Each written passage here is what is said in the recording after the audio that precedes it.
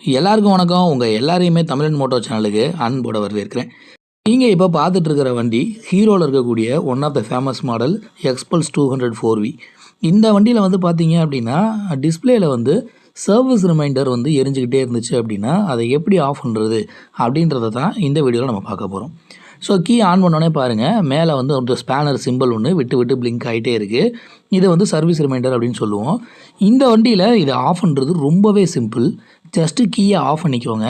Key of பண்ணிவிட்டு டிஸ்பிளேயில் 2 button இருக்கும், எஸ்ன்னு சொல்லி. இதில் எஸ்ஸுங்கிற பட்டனை கிட்டத்தட்ட ஒரு 5 to 6 செகண்ட்ஸ் வரைக்கும் நீங்கள் கண்டினியூஸாக ப்ரெஸ் பண்ணிக்கிட்டே இருங்க. ஸோ இப்படி ப்ரெஸ் பண்ணிக்கிட்டே அதோட கீயை ஆன் பண்ணுங்கள்.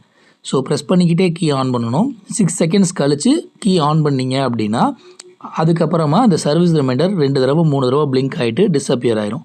கை எடுத்துட்டிங்கன்னா வேலை முடிஞ்சுச்சு. ஸோ ஒரு சிம்பிளான இன்ஃபர்மேஷன் தான் இந்த வீடியோ. இந்த வீடியோவுக்கு ஒரு லைக்